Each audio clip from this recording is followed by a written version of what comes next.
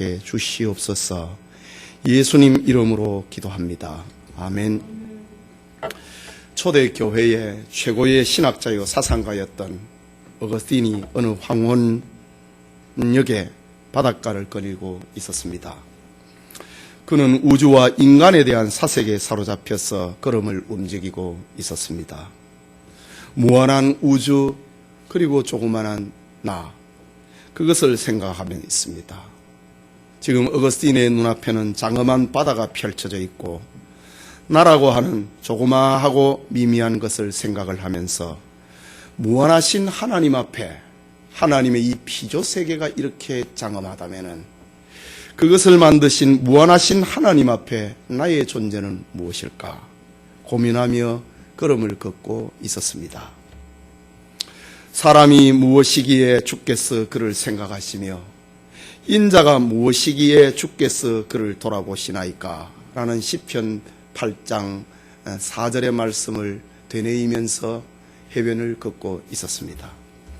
이때 어거스틴의 눈앞에 천진난만한 소년 하나가 조그마한 표주박을 가지고 바닷물을 퍼서 모래 위에 파놓은 조그마한 웅덩이에 옮겨 담고 있습니다. 어거스틴은 이 아이의 반복되는 행동이 너무 이상해서 물었습니다. 너는 지금 무엇을 하고 있는 거야? 아이가 대답합니다. 저는 이 표주박을 가지고 이쪽에 있는 이 바닷물을 내가 파놓은 웅덩이에다 다 옮기려고 합니다. 이왕 작정한 거니까, 시작한 거니까 평생이 걸려도 한번 옮겨보려고 합니다. 라는 말을 하는 겁니다. 어거스틴은 아이의 행동이 어이가 없었습니다. 애야, 그건 안 된단다. 이건 정신없는 일이란다. 그만하고 집으로 돌아가라. 엄마가 지금 기다리고 있지 않느냐. 그러자 소년은 일어서면서 한마디 더 합니다. 선생님, 제가 한 말씀을 드릴게요. 말하렴. 선생님은 그렇게 작은 머리를 가지고 무한하신 우주와 하나님의 세계를 어떻게 몽땅 그 머릿속에 다 집어넣으려고 하십니까? 어거스틴은 깜짝 놀랐습니다. 정신을 차려보니 아이는 온데간데 앞에도 뒤에도 보이지 않는 겁니다.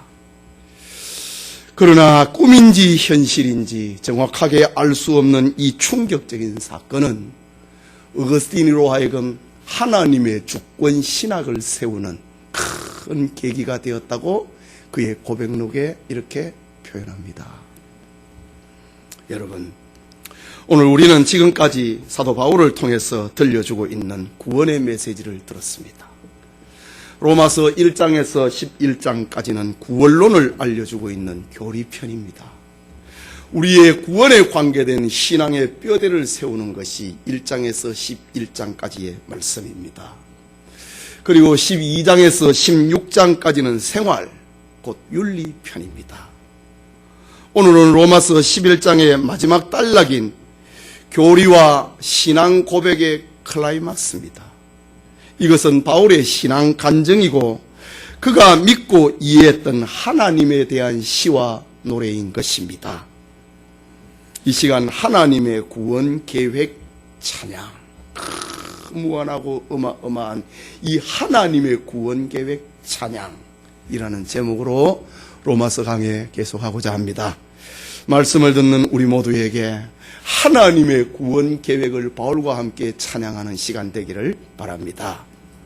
첫째로 바울은 하나님의 구원 계획의 무궁함을 찬양합니다.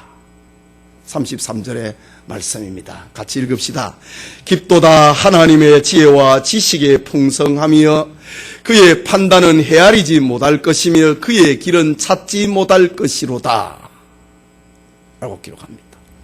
바울은 지금까지 들려주었던 말씀에 근거해서 이방인의 구원, 이스라엘의 구원, 이 하나님의 구원이 위대하고 깊은 구원 계획에 대해서 노래하고 싶어 합니다. 여기 지혜라고 하는 말은 보이지 않는 영원한 것에 관한 것, 인류 구원을 계획한 하나님의 그 구원 계획의 원리를 말하는 것이고, 지식이라고 하는 이 그노시스는 현실 세계에 나타난 사람들이 보고 배울 수 있는 것, 하나님의 구원 계획을 뒷받침해주는 구체적인 지적 능력을 보여주고 있는 겁니다. 하나님의 나타난 것이나 하나님께서 우리에게 나타내지 않는 것이나 그것은 끝이 없다고 하는 그 무궁함을 말하고 있는 겁니다. 바울은 인류를 구원한 하나님의 지혜와 지식이 얼마나 풍성한지 사람은 헤아릴 수도 없고 그 길을 청량할 수도 없는 것입니다. 이사야 선지자도 하나님의 구원 계획 앞에 찬양한 적이 있습니다. 이사야 55장 8절과 9절에 내 생각이 너희 생각과 다르며 내 길은 너희 길과 다름이니라. 여호와의 말씀이니라.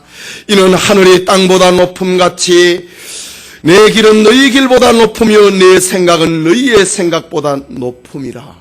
저 바벨론의 포로로 끌려가서 이스라엘이 유다가 구원을 받는다고 하는 이거는 사람으로서는 이해할 수 없다고 하는 겁니다.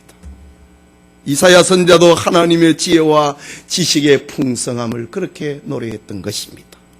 여러분, 만약에 하나님이 사람에게 자신을 계시하지 않는다면, 하나님이 사람에게 자기의 계획을 나타내지 않는다면 사람은 찾을 수 없고 구원에 이를 수가 없습니다. 하나님이 인생들에게 자신을 나타내지 않는다면 사람은 등뼈가 휘어지도록 돈을 벌고 남들을 이겨보려고 몸부림을 치고 자녀를 키우고 노후를 준비하기 위해 정신없이 살다가 죽으면 하나님의 심판대 앞에 서버리고야 마는 것입니다. 하지만 사람은 먹고 마시는 것이 전부가 아닙니다. 몸에 가지고 있는 장애가 있다 할지라도 그것은 진정한 장애가 아닌 것입니다. 인생 중에 겪는 가장 큰 불행과 장애가 있다면 그것은 하나님을 모르는 것입니다. 만물의 창조자여 주제이신 하나님은 이 인생의 본질과 그 길을 알려주고 있는 것입니다. 그것은 사람은 죄인이다. 이방인이 죄인이고 유대인이 죄인이고 모든 사람이 죄인이다. 그것이 바울이 로마서 1장에서 3장까지 들려주었던 겁니다. 이 죄인들이 어떻게 구원을 받을 수 있는 것인가? 예수 그리스도를 믿음으로 구원을 얻는다. 4장 이후에 8장까지 계속되는 말씀입니다. 그렇다면 사람이 가지고 있는 진정한 문제는 경제 문제가 아닙니다. 건강 문제가 아닙니다. 사람의 정말 중요한 문제는 윤리 문제도 아니고 정치 문제도 아니고 가정교육이 문제가 아니고 하나님과 인류 사이를 갈라놓은 죄가 문제라고 하는 것입니다. 이것이 하나님에게 인생의 본질을 알려주고 있는 계시입니다. 그러니 하나님께서 인류에게 자신을 계시하기까지는 사람은 자기가 어떤 죄인인 줄 알지 못하고 자기의 죄가 얼마나 심각한지 얼마나 중요한지 그것을 알지 못하면서 살아가게 되는 것입니다. 여러분, 인류가 죄 문제를 해결하기 위해서는 두 가지의 방법이 있다고 사람들은 찾아냈습니다. 중세 시대에는 이것을 보석이라고 불렀고 이것을 가지고 로마 카톨릭 교회는 중세의 시민들을 억압을 했습니다. 죄의 문제를 어떻게 해결할 수 있을 것인가? 첫째는 죄에 합당하다고 생각되는 벌을 받는 것입니다. 이게 중세 로마 카톨릭의 신학입니다. 죄에 해당하는 그만큼 벌을 받는 것이 죄 문제를 해결하는 길이라고 했습니다. 이것이 지금도 카톨릭의 신앙입니다. 사람은 영혼에서 나오는 소리를 듣고 거기에 적합한 고행을 통하여서 자신의 죄 문제를 해결해야 된다는 겁니다. 이게 중세 1000년 동안에 종교개혁이 일어나기 전까지 교회가 가졌던 죄 문제를 해결하는 길이었습니다. 또 하나는 죄에 능가할 만큼 많은 선행을 쌓아야 된다는 겁니다. 이게 중세 신학이고 지금도 로마 카톨릭의 신학입니다. 하지만 이런 방법으로는 죄의 문제를 해결한 사람은 세상에 아무도 없습니다. 아니, 이 방법으로는 죄 문제를 해결할 길이 없습니다. 이유는 하나님의 선이 우리 안에 계시지 않는다면, 하나님이 우리 안에 계시지 않는다면 사람은 약하여서 질그릇처럼 깨어져 버리기 때문입니다. 벌을 받다가도 그릇이 깨져버리고, 선행을 샀다가도 선행을 모아놓는 그 그릇이 깨어져 버리고 마는 것입니다. 중세시대의 사람들이 고안해놓은 보석이라고 하는 이 방법으로 죄 문제를 해결해 보려고 했던 대표적인 사람이 있었습니다. 그의 이름은 마틴 루터입니다. 그는 죄 문제를 해결하려면 죄에 합당한 벌을 받아야 된다고 하는 로마 교회의 보석 같은 가르침에 따라서 그 벌을 받기 위해서 그는 죄를 지을 때마다 수없이 금식을 했습니다. 자기 몸을 피가 나도록 회초리로 자기 몸을 때렸습니다. 고행의 길을 걸었습니다. 그는 죄 문제를 해결하기 위하여 거지처럼 구걸을 하고 수도원에 더러워진 마룻바닥을 자기 죄를 닦듯이 무릎팍으로 닦았습니다. 하지만 그는 죄에서 벗어날 수가 없었습니다. 고해 성사를 게을리하면 연옥에 떨어져서 엄청난 대가를 치르게 된다고 하는 으름장 앞에 그가 얼마나 자주자주 주임 신부를 찾아가서 죄를 고백을 했는지, 하루에도 몇 번씩 고해 성사를 하자 귀찮은 주임 신부가 죄를 좀 모아갖고 한꺼번에 가지고 오라고 할 정도였습니다. 루터는 죄 문제를 해결받으면 죄를 능가하는 선행을 쌓으라고 하는 로마교회의 가르침에 따라 그는 동료 수도사와 시민들을 구제하고 사랑하는 일에 발을 벗고 앞장섰습니다. 그는 성자들의 뼈와 유품에 절을 하고 거기에 입을 맞추었습니다. 숭배했습니다. 그는 주임 신부의 권면에 따라 모든 선행에 맘먹는다고 하는 로마 교황청이 있는 로마 교회를 방문을 하면은 너가 지금까지 쌓은 모든 선행하고도 맘먹는 그런 선행이 성지순례라고 하는 말 앞에 그는 로마로 성지순례를 떠났습니다. 하지만 부푼 기대를 안고 로마에 도착한 루터는 설렘도 잠시, 그의 가슴은 무너져 내려버리고 말았습니다. 추기경의 현란하고 화려한 대저택을 보았습니다.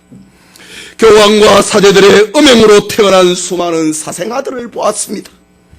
돈으로 매매되고 있는 성직의 현장을 보았습니다. 세속으로 가득 물들어버린 로마 교회의 중심을 본 것입니다. 이런 와중에 한쪽에서는 베드로 성당 건축비를 마련하기 위해서 죄를 용서하고 탕감을 받는 면죄부를 사고 파는 장면까지도 목격합니다. 루터는 실망하고 또 실망해버렸습니다. 로마 교회의 중심부가 이런 것인가? 내가 이 변두리에 살고 있는가? 실망하고 또 실망했습니다. 루터는 구원이라고 하는 것은 인간의 피나는 헌신과 노력으로 벌을 받는다고 되는 것도 아니고 선행을 쌓는 거라고 죄 용서를 받는 것이 아니구나. 구원은 오직 믿음으로 받는 것이구나. 오직 하나님의 은혜 외에는 구원의 길이 없는구나. 그것을 통감하고 독일의 자기의 수도원으로 돌아옵니다. 그렇습니다, 여러분. 죄 문제는 사람의 지식과 지혜를 가지고 사람의 노력으로는 해결할 수 없습니다. 오직 하나님의 용서로만이 가능한 것입니다. 하나님은 인류의 연약과 허물과 죄를 용서하기 위하여 예수 그리스도를 대속의 제물로 이 땅에 세우셨습니다. 구주 예수 그리스도를 믿으면 모든 죄가 용서함을 받고 하나님의 자녀가 된다고 했습니다. 그리스도를 믿으면 죄 때문에 절대로 멸망하지 않는다고 했습니다. 이것이 지금 바울이 깨닫고 소리치고 노래 부르고 있는 하나님의 무궁한 구원 계획입니다.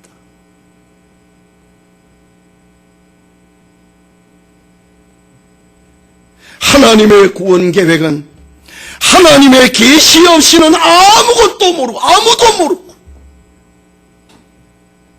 무궁하다는 겁니다.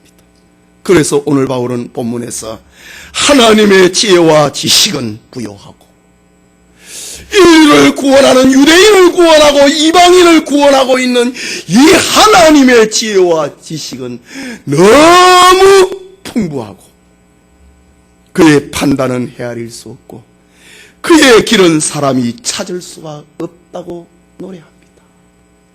내 머리를 가지고는, 인류의 머리를 가지고는 마치 조그마한 웅덩이에 바닷물을 다 못 넣듯이 우리의 머리를 가지고는 하나님의 이 위대하신 장엄하신 무궁하신 하나님의 구원 계획을 우리는 다 모른다는 겁니다. 유명한 종교개혁자 요한 칼빈은 이런 말을 우리에게 들려주었습니다. 하나님이 우리에게 말씀으로 주신 것 외에는 알 수가 없다. 말씀으로 주신 것 외에 알려고 할수록 그는 미궁에 빠져서 헤어나오지 못할 것이다. 정말 멋진 신학적인 표현입니다. 여러분, 하나님께서 우리에게 자기를 계시하신 이 성경 외에는 더 알 수가 없습니다. 성경 외에 다른 것을 알아보려고 할수록 그는 미궁 속으로 빠져버린다. 길을 못 찾아 나온다 이 말입니다.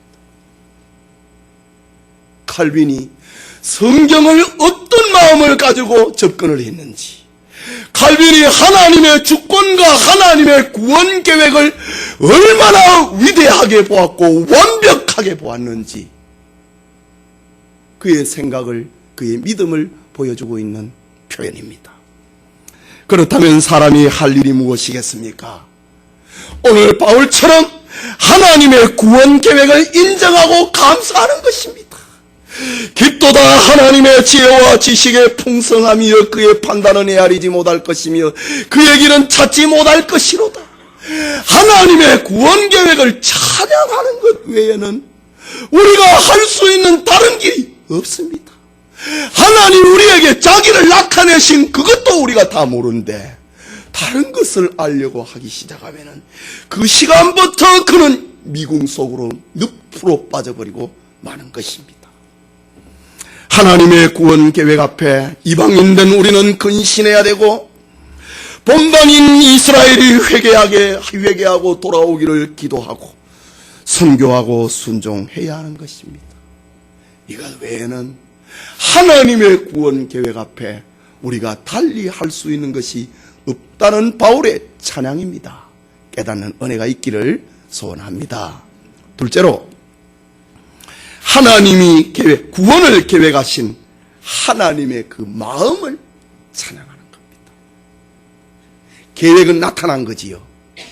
마음은 하나님을, 구원을 계획하신 그 하나님의 넓은 마음을, 사랑의 마음을, 깊은 마음을, 높은 마음을 찬양하는 것이 34절에서 35절의 말씀입니다. 우리 같이 읽읍시다. 누가 주의 마음을 알았느냐? 누가 그의 모사가 되었느냐? 누가 주께 먼저 드려서 갚으심을 받겠느냐? 라고 합니다. 이 말씀의 의미는 땅 위에 있는 사람 중에 구원을 계획하신 하나님의 마음을 먼저 알 수 있는 사람이 없다는 말입니다. 하나님이 조금 보여주신 이 신구약 성경 외에는 하나님의 마음을 알 수 있는 자가 아무도 없다는 말입니다. 누가 감히 하나님의 마음을 알아서 큰 소리 칠 수 있겠느냐? 누가 감히 하나님 앞에 의논의 상대가 될 수 있겠느냐? 누가 하나님과 마주 앉아서 구원에 대해서 토론할 수 있겠느냐?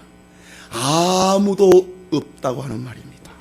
구원은 오직 하나님께서 단독적으로 설계하시고 당신이 원하시는 대로 행하시는 분입니다. 그렇다면 우리를 향한 무한한 하나님의 사랑과 구원을 계획하신 하나님의 마음 앞에 우리는 감사하고 기뻐하고 순종해야 하는 것입니다. 여러분, 동방의 의인 욥이 갑자기 시련을 당하고 자녀들이 모두 모두 죽고 사업이 완전히 파산이 되고 몸은 병들어 버렸습니다. 거기에 그의 아내마저 소리치고 하나님을 욕하고 죽으라고 소리치고는 집을 떠나가 버렸습니다. 이때의 욥은 자기가 왜 이런 고통을 당하고 있는지 할 길이 없었습니다. 내가 왜 이런 고난을 당하지? 그때의 욥이 일어나서 하나님 앞에 기도합니다. 욥기 1장 21절 22절에 내가 모태에서 알몸으로 나왔은즉 또한 알몸이 그리로 돌아가올지라. 주신 자도 여호와시요 거두신 이도 여호와시오니 여호와의 이름이 찬송을 받으실지니이다 하고, 이 모든 일에 욥이 범죄하지 아니하고 하나님을 향하여 원망하지 아니하였더라. 하나님의 계획을 그대로 받아들이고 있는 겸손한 신자의 표상입니다. 욥기 2장 10절에는 그가 이르되 그대의 말이 한 어리석은 여자의 말 같도다. 지금도 이래도 당신이 하나님을 향하여 믿음을 지킵니까? 하나님을 욕하고 죽어버리십시오. 자살하십시오. 그의 아내가 욥에게 소리쳤습니다. 이때의 욥이 한 말, 욥기 2장 10절에 그가 이르되 그대의 말이 한 어리석은 여자의 말 같도다. 우리가 하나님께 복을 받았은즉 화도 받지 않겠느냐 하고, 이 모든 일에 욥이 그 입술로 범죄하지 아니하니라 라고 합니다. 그렇습니다. 하나님의 마음을 다 알 수 있는 자가 누가 있습니까? 아무도 없습니다. 하나님이 왜 이랬습니까? 한번 얘기 한번 해보십시다. 할 수 있는 자가 누가 있습니까? 아무도 없습니다. 하나님의 은혜를 입은 자라면 단지 하나님의 신비를, 하나님의 계획을 찬양하는 것밖에 없는 것입니다. 욥의 신앙 고백을 통하여서 우리에게 이것을 보여줍니다. 예수님께서도 하나님 아버지여, 할 수만 있으면 이 잔을 내게서 옮기시옵소서. 그러나 내 뜻대로 되지 말고 아버지의 뜻대로 되기를 원하나이다. 아버지의 주권, 성부 하나님의 주권대로 일이 되기를 원하는 것, 그것이 선이고 그것이 아름다움이고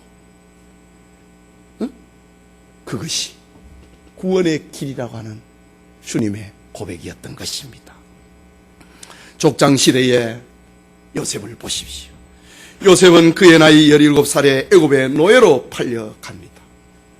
당시에 노예로 팔려가면 일생 동안 노예로 살아야 됩니다. 죽음 외에는 노예 상태에서 벗어날 길이 없습니다. 그런 노예로 요셉은 애굽에 팔려갑니다. 형들의 미움을 받아서 말입니다. 그는 시위대장 보디발의 집에 몇 푼의 돈으로 또다시 매매가 되었습니다. 그런데 노예 생활을 하다가 그는 발탁이 되어서 집안의 사물을 관장하게 됩니다. 하지만 또다시 요셉은 강간 미수범이라고 하는 누명을 쓰고 감옥에 갇힙니다. 거기서 요셉은 다시 간수장에게 은혜를 입어서 죄수를 관리하는 자가 됩니다. 그러다가 술 맡은 왕의 신하의 꿈을 해명을 하고 요셉은 신하의 기억 속에 남아있는 자가 됩니다. 결국 애굽의 바로왕의 꿈을 해석한 요셉은 애굽의 총리로 등극합니다.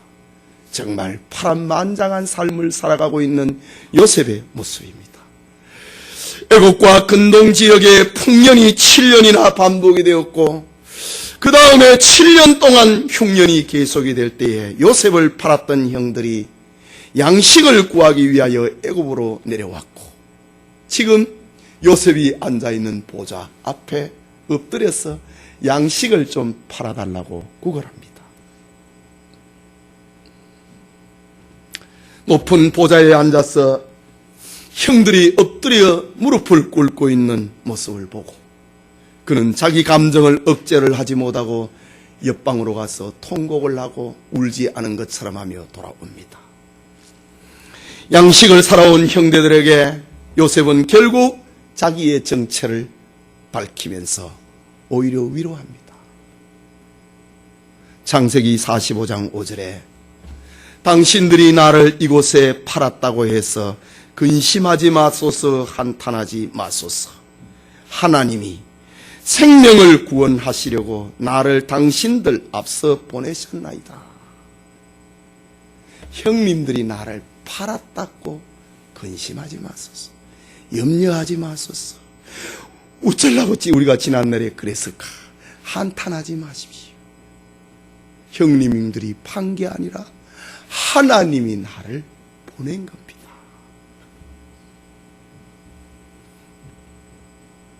그리고 자신들의 방패막이가 되었던 아버지 야곱이 죽자 12 형제들은 다시 두려움에 떨게 됩니다. 이때에 똑같은 말로 요셉은 형들을 안심을 시킵니다.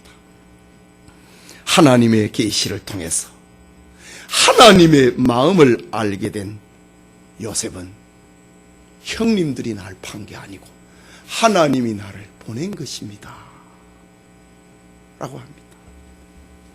이것이 바로 하나님의 마음을 알게 된 자의 고백입니다. 누가 하나님의 모사가 될 수 있는가? 모사라고 하는 것은 지혜의 참모를 두고 하는 말입니다. 대통령의 지식을, 지혜를 보태주는 여러 참모가 있잖아요. 누가 하나님 이러면 좋겠는데요, 저러면 좋겠는데요, 이렇게 누가 하나님의 모사, 참모가 될 수 있는 자가 누가 있느냐? 우리는 단지 하나님의 역사에 겸손히 끌려가는 것입니다.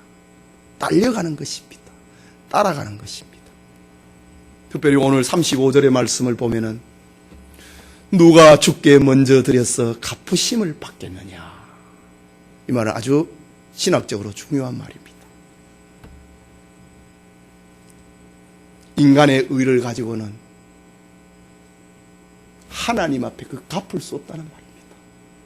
인간의 선행을 가지고는 하나님이 나에게 베풀어 주신 그 은혜를 갚을 수 있는 사람이 없다는 말입니다. 누가 주께 먼저 드려서 갚으심을 받겠느냐? 이거 뭐라고 했습니까? 누가 주께 먼저 드려서, 하나님이 주신 것 말고 내가 먼저 하나님 앞에 들어갔고, 다르게 표현하면 내 것을 하나님 앞에 들여가지고 하나님의 은혜를 갚을 수 있는 자가 누가 있느냐? 아무도 없다는 겁니다. 요즘 표현을 하면은 자기 의를 다 내려놔야 된다는 말입니다. 다르게 표현하면 누가 하나님 앞에 뭘 드려가지고 11조를 드리고 감사를 드리고 봉사를 드려서 하나님의 은혜에 보답할 수 있는 자가 있는가? 누가 먼저 주께 드려서 하나님 앞에 그 은혜를 갚을 수가 있는 자가 있느냐? 이 말입니다. 아무도 없다는 말입니다. 우리가 하나님 앞에 드리는 시간은 뭐지? 우리가 하나님 앞에 드리는 몸의 봉사는 그럼 뭐지? 하나님 앞에 드리는 11조와 감사는 뭐지? 그 우리 거 가지고 한 거 아닙니다. 하나님이 다 우리에게 주신 것 가지고 하는 겁니다. 하나님이 우리에게 건강을 주시니 그 건강을 가지고 봉사를 하고, 하나님이 우리에게 시간을 주시니 주신 그 시간을 가지고 주를 섬기고, 하나님이 우리에게 물질을 주시니 그것을 가지고 11조를 감사를 각양의 예물을 드리는 것이지, 우리 거 가지고 드리는 사람은 아무도 없다고 하는 말입니다. 다윗과 이스라엘 백성들이 하나님의 성전을 건축하기 위해서 풍성한 연보를 드리면서 했던 그 시대의 성도들의 고백을 봅니다. 역대상 29장 14절에 보면은 나와 내 백성이 무엇이기에 이처럼 즐거운 마음으로 드릴 힘이 있었나이까?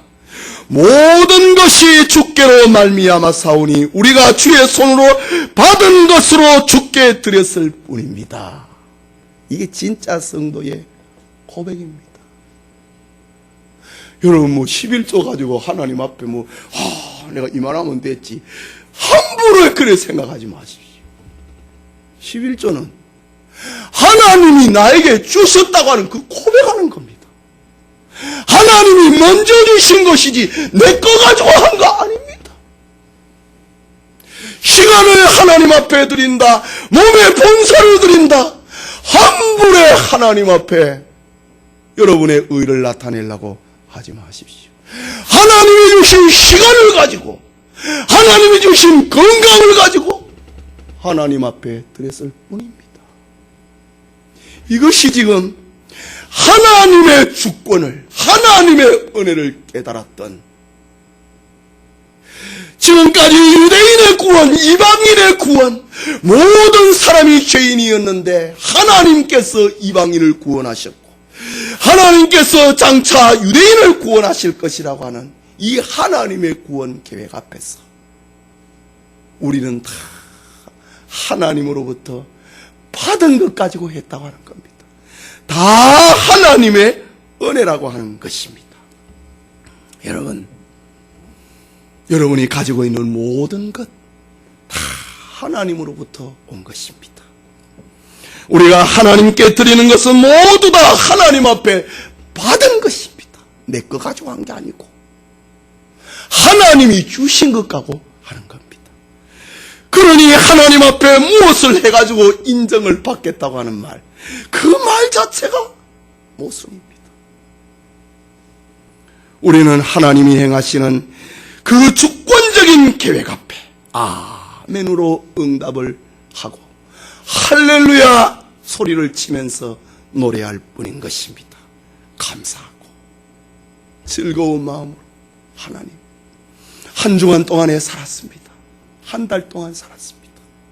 하나님이 주신 것 가지고 제가 이렇게 제 가정 생활할 거, 하나님이 주신 거 생활하고 11조를 감사를 가지고 왔습니다. 이것이 하나님의 구원 계획을 인정을 하고 있는 신자의 신앙 고백인 것입니다. 바울은 지금 이 사실을 노래하고 로마교회 성도들에게 우리 같이 하나님을 찬양하자고 권면하고 있는 것입니다. 마지막으로 만물의 주가 되신 하나님을 찬양합니다. 36절입니다. 같이 읽읍시다. 이는 만물이 주에게서 나오고 주로 말미암고 주에게로 돌아감이라. 그에게 영광이 세세에 있을지이다. 아멘. 바울은 지금까지 인류의 구원 문제에 대해서 이야기를 했습니다. 그런데 이제 마지막 절에 와가지고는 구원 문제에서 넓혀갖고 이 세상 만물에 대해서 이야기를 합니다. 세상의 모든 만물은 하나님의 뜻을 따라 거기에서 나왔고 거기에서 존재하게 되고 하나님의 뜻의 그 목적을 향하여 나아가고 있다는 것입니다.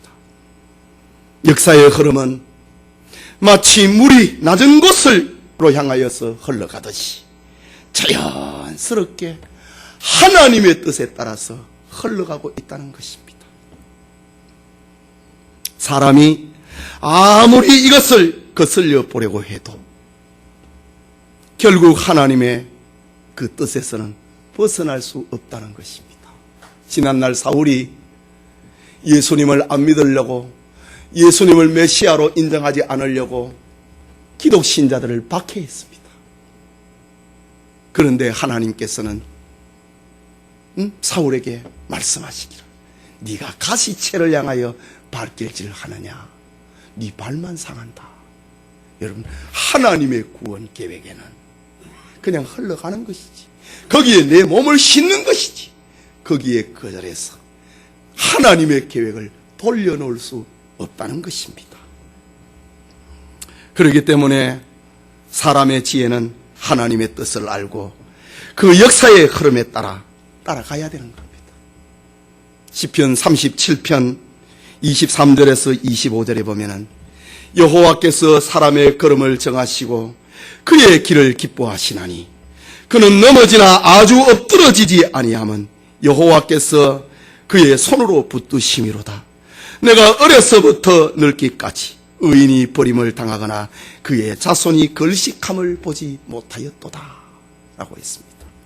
말하자면 하나님께서 사람의 걸음을 정하시고 하나님이 정해놓으신 그 길을 가는 사람은 하나님은 기뻐한다고 합니다. 때로는 넘어진다 할지라도 하나님이 그를 다시 일으켜준다고 합니다. 하나님이 정하신 길을 가는 사람은 결코 버림을 당하지 아니하고 형통하게 될 것이라고 말씀하고 있습니다. 이것이 하나님의 계획, 하나님의 주권 계획에 순종하는 사람입니다. 사도 바울은 본문에서 하나님을 찬양을 하고 있는 궁극적인 이유를 세 가지로 밝히고 있습니다.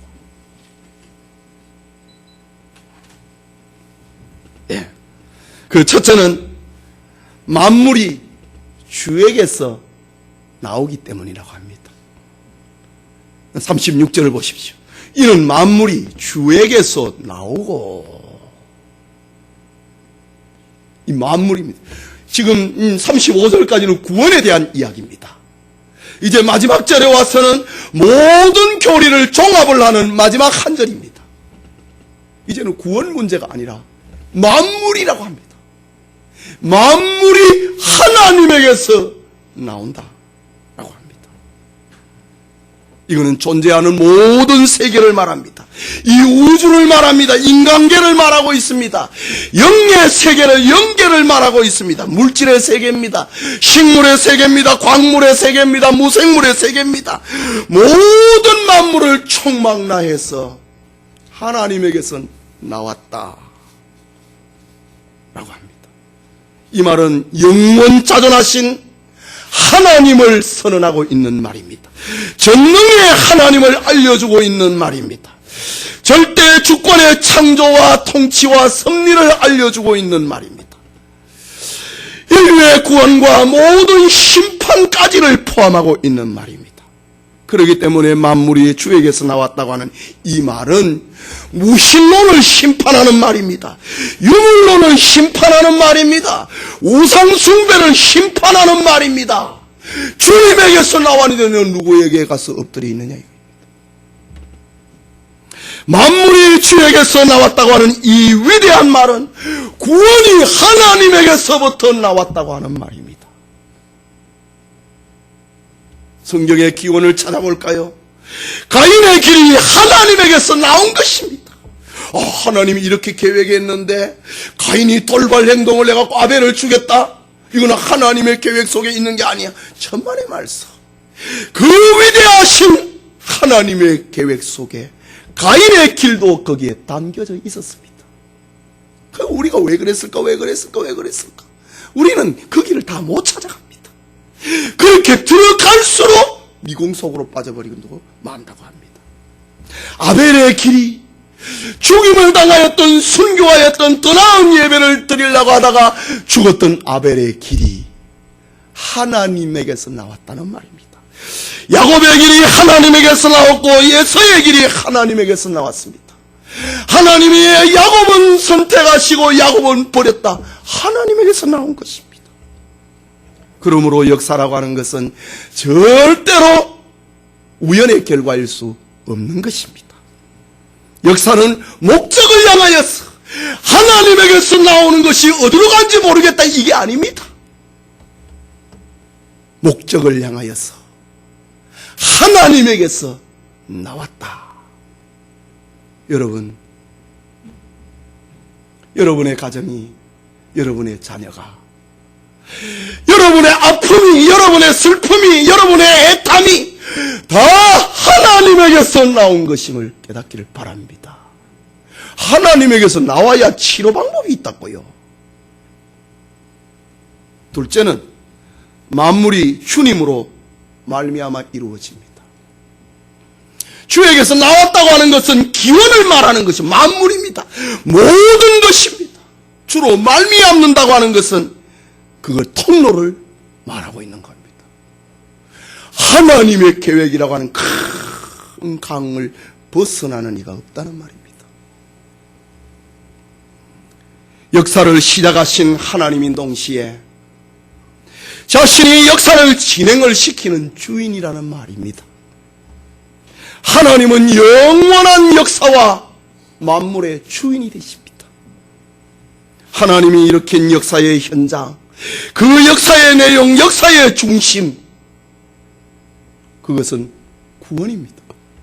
이스라엘의 구원, 이방인의 구원, 다시 이스라엘의 구원, 이것이 하나님이 일으키고 계시는 역사의 통로입니다. 고대의 애굽의 역사가 무엇입니까? 그것은 아브라함의 자손을 크게 번성시키기 위한 선민 양육과 보호의 장소로서의 의미가 있었습니다. 그 역할이 끝나자 애굽은 없어졌습니다. 아수르의 역사는 북이스라엘에 징계하는 도구였습니다.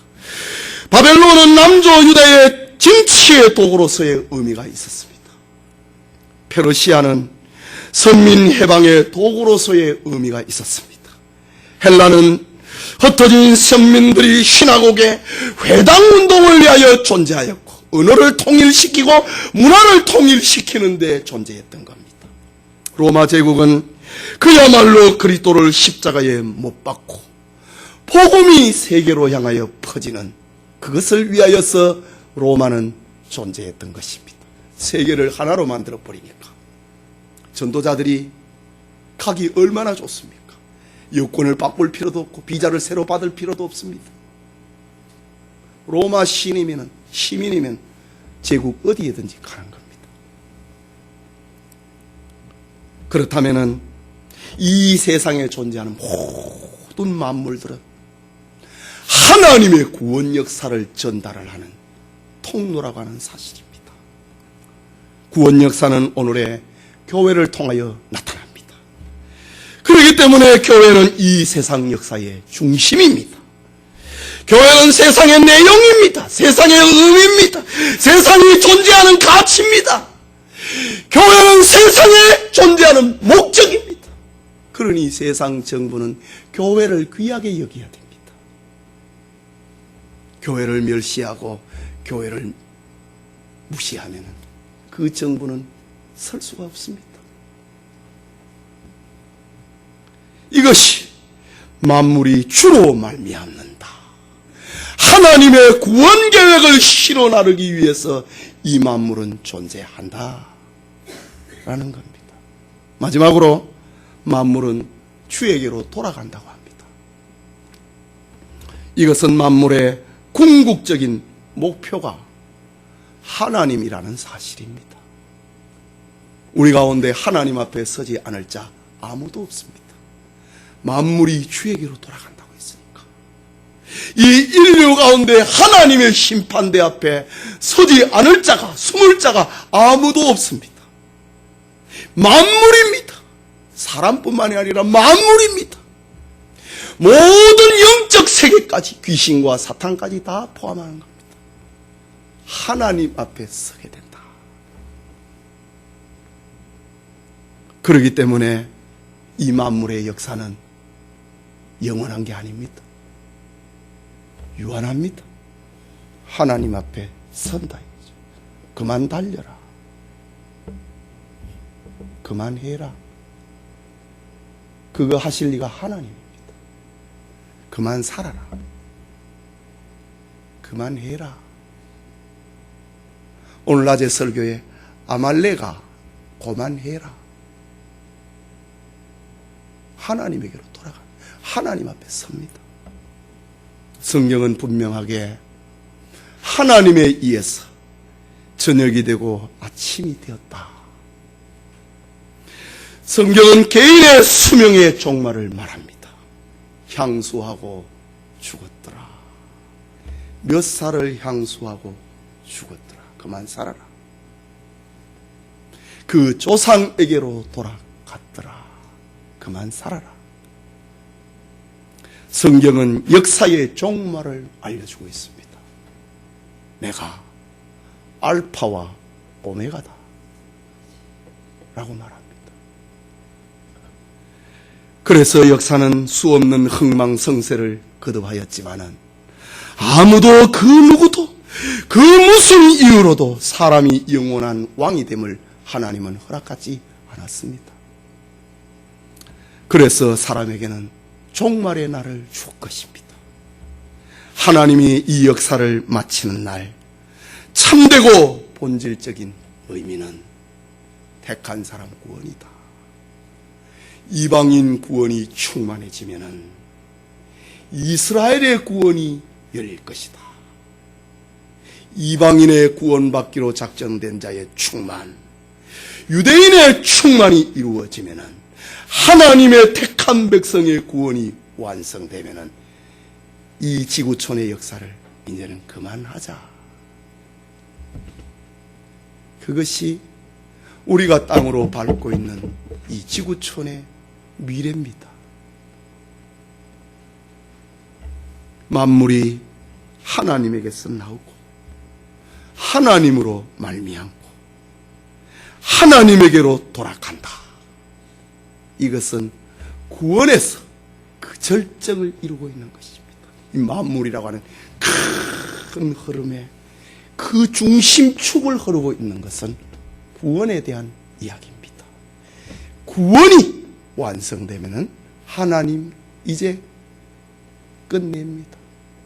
태양이, 하늘의 별들이 고만해라. 이것이 성경이 우리에게 알려주고 있는 이 세상의 역사입니다. 성도 여러분, 어거스틴은 이렇게 말을 했습니다.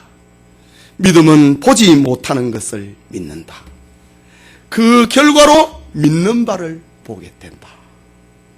여러분, 우리가 믿음이라고 하는 것은 보지 못하는 것을 믿는 겁니다. 믿으면은 보게 됩니다.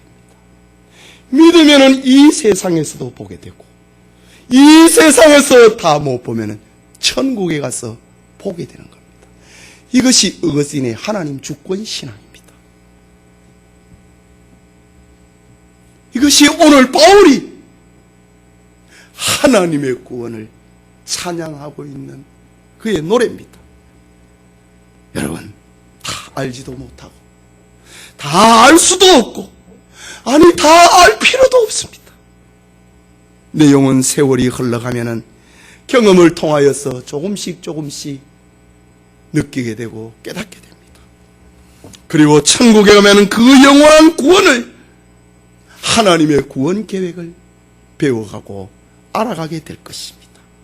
그때의 감격과 깨달음은 천국의 신비요 즐거움이 됩니다. 우리가 이 땅에 살아가면서 모르는 것을, 하나님의 구원의 진리를 하나씩 알게 될 때에 얼마나 즐거워합니까? 저는 고등학교 졸업하고 새벽 기도를 하고 독서실로 돌아갔어. 독서실에 새벽 기도 마치면 다 잠자잖아요. 제가 하나님이 저 그런 것 같아요. 독서실에서 20살의 청년이 이 하나님의 구원계에 감사해가지고 춤을 춘 적이 여러 번 있었습니다. 그럼 제가 어떻게 춤을 췄을까요?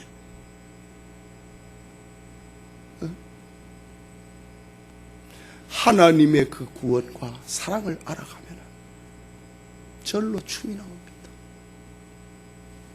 우리가 천국에 가서 느끼게 될 그 깨달음과 그 사랑의 즐거움은 신비 중에 신비입니다. 천당 가서 뭐하지? 여러분, 그런 걱정하지 마세요. 할 게 너무 많아요. 하나님도 계속해서 잠만 자, 맨날 낚시만 가, 맨날 바둑만 떠, 그런 거 안 합니다. 제가 요즘 아주 재미있는 책을 지금 사다 놓고 다음에 읽을 책으로 지금 책상 위에 올려놨습니다. 천국에 가서 무엇을 할까라는 책입니다. 아주 재미있는 책이에요. 하나님의 지혜와 지식은 깊고도 오묘합니다. 우리는 우리의 이성을 자랑하지 말고 우리의 이성을 돌이켜서, 우리의 이성에서 돌이켜서 오직 하나님의 구원 계획에 순종하고 감사하고 찬양하는 신자가 되어야 합니다. 어린아이의 일을 버리고 말입니다. 예수 그리스도의 십자가는 하나님이 이 세상에 주신 최고의 지혜입니다. 이 지혜는 우리는 오직 믿음과 은혜로 받는 것입니다.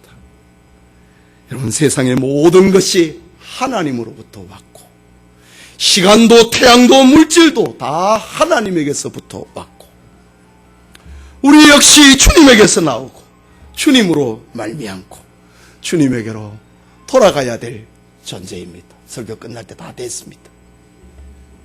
바울의 권면처럼 그런즉 너희는 먹든지 마시든지 무엇을 하든지 다 하나님의 영광을 위하여 하라. 여러분, 이 말을 할 수 있는 바울, 이 말을 들을 수 있는 교인, 정말 복받은 자들의 모습 아닙니까? 우리 모두에게 이 축복의 신자가 되기를 소원합니다.